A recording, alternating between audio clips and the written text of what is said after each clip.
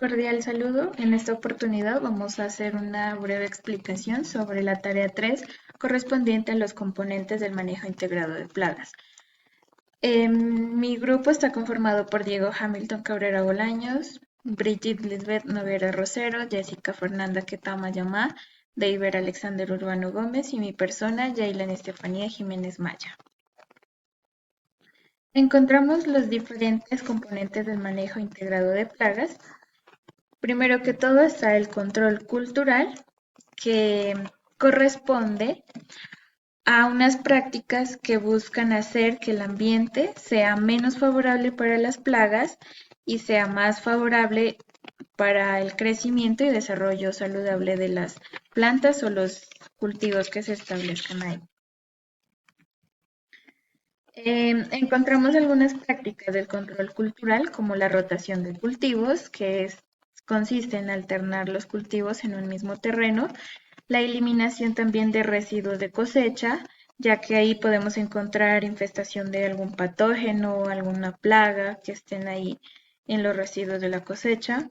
También la época y densidad de siembra, hay que evitar las siembras que coincidan con picos poblacionales de diferentes plagas. También encontramos la limpieza y desinfección de las herramientas que utilizamos para hacer o desarrollar alguna práctica agrícola. Entonces hay que prevenir la diseminación de patógenos entre las parcelas.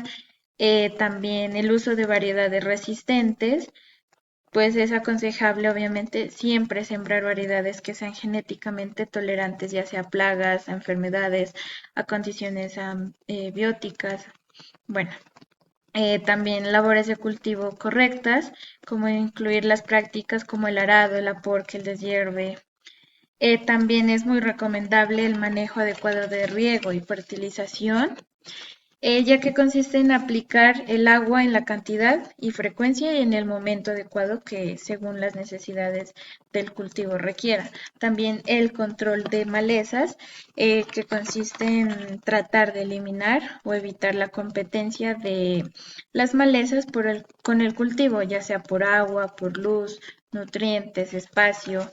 También otra práctica es los policultivos, en la que tiene la finalidad de favorecer la diversidad de agroecosistemas, en la que se cultivan ya sea dos o más especies de plantas en el mismo lugar y a la vez al mismo tiempo. También es recomendable la utilización de barreras vivas o trampas vegetales en la que tratan de proteger a los cultivos, disminuyen el paso, atraen y detienen a los insectos plagas que podamos encontrar en nuestros diferentes cultivos. Algunos ejemplos del control cultural.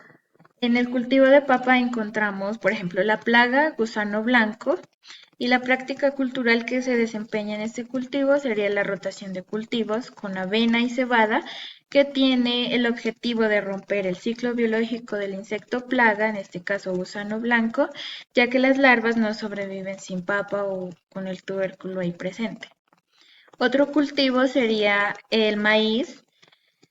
La práctica cultural es la destrucción de residuos de cosecha y siembra escalonada, porque de pronto en estos residuos de cosecha podemos encontrar la plaga como tal, pues más conocida que se da en el maíz es el gusano cogollero. También otro cultivo en tomate, está presente la plaga mosca blanca. Entonces, como práctica cultural sería el uso de trampas amarillas, la eliminación de malezas o arbences hospederas. También se recomienda desarrollar una siembra escalonada, también en invernadero, sobre todo el uso de mallas antiáfidos. Otro cultivo sería la arveja, la plaga minador de la hoja, y la práctica cultural sería la eliminación y la quema de hojas o residuos de cosecha. También utilizar barreras vivas para reducir el ingreso de adultos plaga para así evitar esto, y también practicar la rotación de cultivos. No siempre es arveja y arveja, sino rotarlo con otros sistemas de producción. El siguiente componente de manejo integrado de plagas es el control biológico, Control biológico es muy fundamental ya que utilizan organismos vivos como insectos, hongos, bacterias o virus con el fin de reducir las poblaciones de plagas. Encontramos también diferentes tipos de control biológico. Entre ellos está el control biológico natural, que consiste en este no requiere más que todo de la manipulación del hombre. Solamente se requiere de los organismos benéficos, como por ejemplo los depredadores, parasitoides, patógenos, que tienen la finalidad de regular las poblaciones de plagas presentes en nuestros cultivos. El siguiente tipo de control biológico es el aumentativo. Aquí el humano hace presencia, este cría y libera los organismos benéficos para incrementar sus poblaciones y así reducir las poblaciones plagas de los cultivos. El siguiente tipo de control biológico es el clásico. En este consiste en introducir los enemigos naturales desde una región o una zona origen de una plaga exótica para mantenerla bajo control de forma permanente y natural. También vamos a encontrar unos ejemplos de control biológico, como son en el cultivo de la papa, para tratar la polilla guatemalteca, el control biológico que se hace es la liberación de trichograma para parasitar los huevos. También el uso de Bacillus, que es una bacteria que infecta las larvas. Otro es el cultivo de arveja, encontramos la plaga como el pulgón verde y el control biológico que se le hace a este es el uso de depredadores naturales, conocidas como las mariquitas más que todo. También se hace la aplicación del hongo Lecanicillium que infecta y mata los pulgones. Otro claro ejemplo sería en el cultivo de cebolla para tratar la plaga de minador de la hoja. El control biológico que se le hace a este es la liberación de avispas parasitoides y también la aplicación de Beauveria baciana, que sería una bacteria benéfica. Y en el cultivo de banano, para tratar lo que es picudo negro, es un insecto plaga, el control biológico que se le hace a este es la aplicación de hongos entomopatógenos como Beauveria baciana. Gracias, compañera. En cuanto a la resistencia de plantas a insectos, podemos decir que las plantas tienen un mecanismo natural que les permite defenderse del ataque de insectos y otros animales para poder sobrevivir. Esas defensas pueden ser físicas o químicas. Existen dos tipos principales de resistencia. La antibiosis, donde la planta produce sustancias que afectan o matan al insecto, y la anticenosis, que evita que los insectos se acerquen o se alimenten. Entre las defensas físicas encontramos las espinas, pelos, tricómadas y la cutícula serosa, que forman una barrera protectora y dificultan el ataque. También hay algunas plantas que producen cristales microscópicos que pueden ser tóxicos, irritantes para los herbívoros. En cuanto a las defensas químicas, muchas plantas liberan sustancias tóxicas o repelentes como los aceites esenciales de la menta o de la lavanda, que ahuyenta a los insectos. Defensas físicas, espinas y púas, estructuras afiladas que disuaden a animales grandes de comer la planta, pelos y tricomas, pelos superficiales que pueden tener diferentes funciones. Cutícula cerosa, una capa cerosa en las hojas que dificultan la penetración de patógenos y reduce la pérdida de agua. Cristales microscópicos. Algunas plantas producen cristales de oxalato de calcio que al ser ingerido puede causar heridas en la boca de los herbívoros. Interacciones simbióticas. Algunas plantas se asocian con microorganismos como rizobios o micorrizas que mejoran su resistencia. Ecología química. Volátiles de plantas inducidos por herbivoria y feromonas de insectos. Bueno, las plantas pueden comunicarse químicamente con su entorno mediante compuestos volátiles que liberan al ser atacados por insectos. Esos compuestos sirven como señales de defensa o alerta, ayudando a repeler a los herbívoros o atrayéndolos a los enemigos naturales de plagas. Por ejemplo, el tabaco y el maíz emiten sustancias que activan defensas o avisan a otras plantas cercanas del peligro. Los insectos también usan un mecanismo químico conocido como feromonas. Existen varios tipos de feromonas. Las sexuales que atraen parejas, la de agregación que reúne a los individuos, las de alarma que advierten sobre una amenaza y los de rastro eh, perdón, usada por hormigas para marcar caminos hacia la comida. Muchas gracias. El tema que me compete a mí es ingeniería genética. Básicamente y específicamente los cultivos transgénicos que son resistentes a plagas, que es pues lo que se busca hoy en día con con el avance de la ciencia, ¿no? Y la tecnología. Pues los cultivos transgénicos, lo que se hace es introducir genes en estas plantas que les permiten producir proteínas tóxicas, pues para ciertos insectos que serían los que vienen afectándolos, ¿no? Como el gen BT de Bacillus thuringiensis, que pues, o sea, lo que hace es que estos cultivos reduzcan la necesidad de aplicar insecticidas. Pues y eso tiene un reflejo en que se disminuye el impacto ambiental y protegen la salud humana, sobre todo, ¿no? Algunos de los cultivos en los cuales se introduce pues este tipo de genes es el cultivo de maíz BT, que se lo conoce, maíz BT, o el algodón BT, pues que hace alusión a que tienen este gen, ¿no? El gen BT. Aquí tenemos en la parte de arriba la imagen es el gen que se introduce y en la parte de abajo podemos ver el tipo de maíz que es el maíz BT. Mm, bueno, la modificación genética de insectos plaga, que también es otro de los temas que se habla en la ingeniería genética, básicamente se encarga es pues de lo siguiente, ¿no?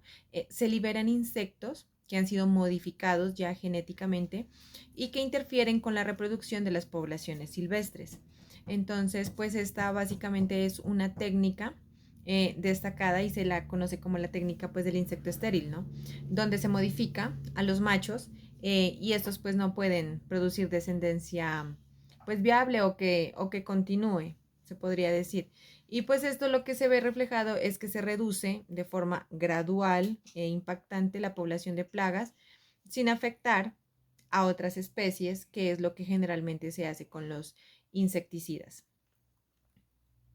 Mm, Eso pues sería todo. Muchísimas gracias.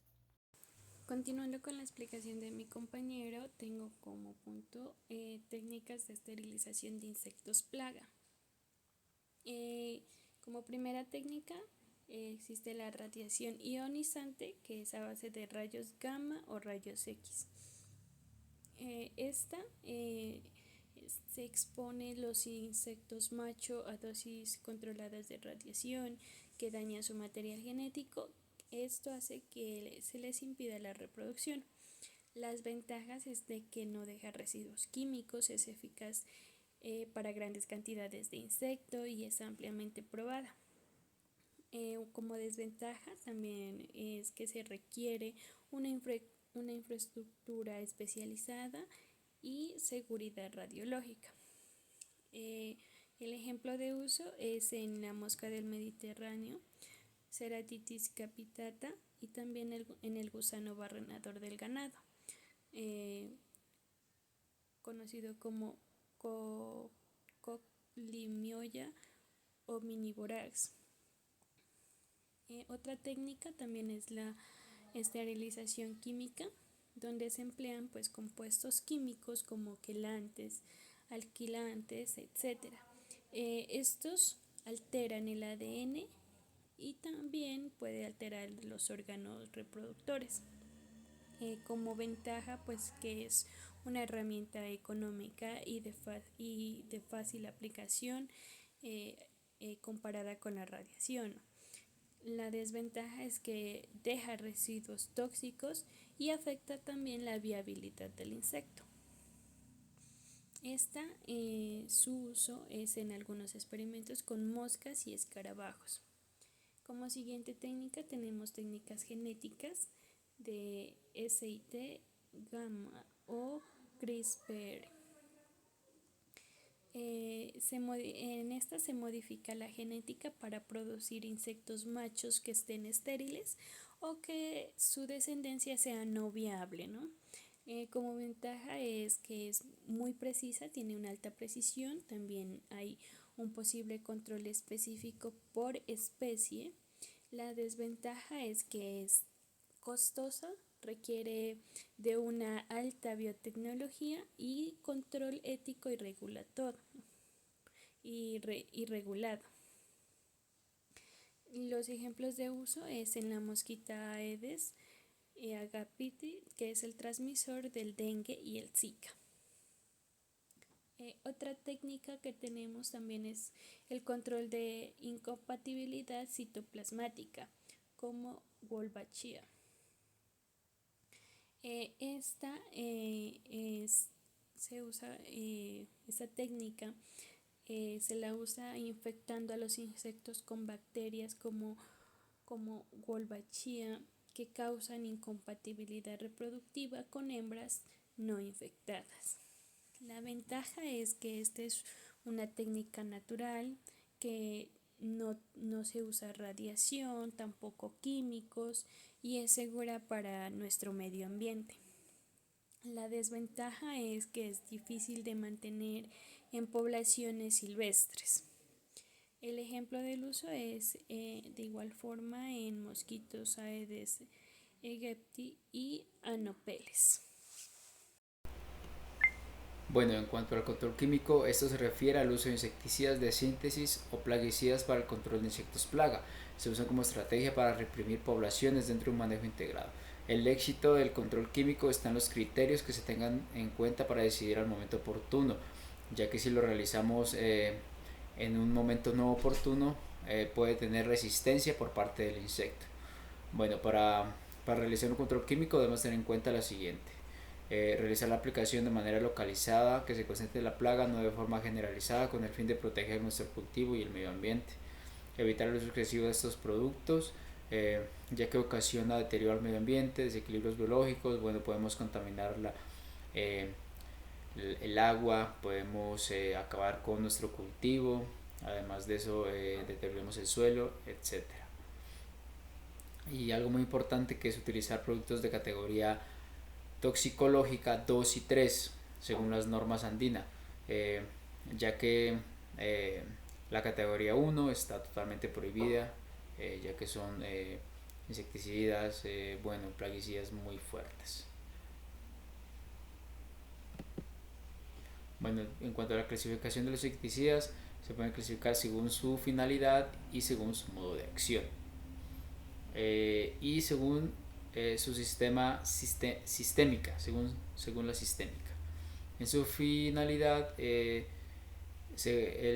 efecto surge en los diferentes grupos de especies plagas, ya pueden ser aficida, larvicida, etc. Bueno, en el modo de acción se puede actuar sobre los insectos o la planta hospedera, se pueden dividir en ingestión, digestivo y contacto. Y en sistémica, el plaguicida penetra a través de la cutícula de la planta, pasa a los vasos conductores y de allí a las diferentes partes de la planta. Entonces, eso sería todo lo del control químico. Recuerde que esto es muy importante, ya que en la mayoría de las veces al usar esto, pues deterioramos el medio ambiente, los suelos, la contaminación. Entonces es algo muy importante a tener en cuenta. Gracias.